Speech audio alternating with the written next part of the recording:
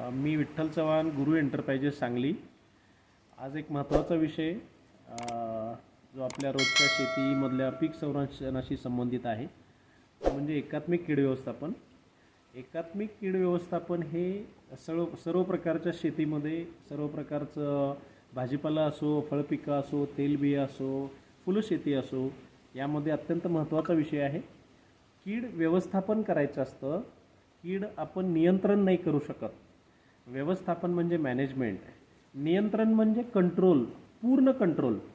तर आपण निसर्गातल्या कोणत्याही सजीवाला, कोणत्याही कीटकाला, प्राण्याला, पक्षाला परमनंट नाही मारू शकत, कारण त्याला निसर्गाने कवच दिलेलं असतं, त्याला तो अधिकार दिलेला असतो जसा आपल्याला अधिकार दिला जगायचा.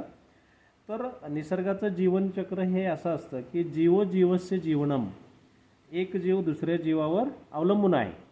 तर त्या निसर्गाच्या नियमाचा आपण आदर राखून कीड व्यवस्थापन करायचं असतं.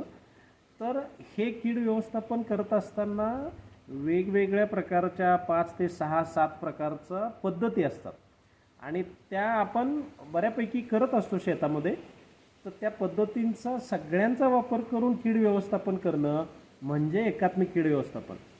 बऱ्याच वेळा हा शास्त्रीय शब्द असल्यामुळं उत्पादकांना, शेतकऱ्यांना, लोकांना समजत नाही एकात्मिक म्हणजे काय. एकात्मिक कीड व्यवस्थापन म्हणजे वेगवेगळ्या प्रकारच्या कीड व्यवस्थापनाच्या पद्धतींचा वापर करणे आणि कीड व्यवस्थापन करणे. आपल्याला फक्त रासायनिक कीटकनाशक फवारणे याबद्दल जास्त माहिती आहे, त्याबद्दलच जास्तीत जास्त सांगितलं जातं, तशाच शिफारशी केल्या जातात आणि मग तिथंच खरा गोंधळ होतो. अतिरेकी कीटकनाशक वापरायचा काय परिणाम होतात हे आपण सर्वजण बघतोय, जाणतोय. आत्ता आपण सगळेजण त्याच परिस्थितीतून जातोय. तर ह्या सगळ्या पद्धती काय असतात ह्याचं आपण पुढच्या काही भागांमध्ये ह्याचं आपण चर्चा करू. धन्यवाद.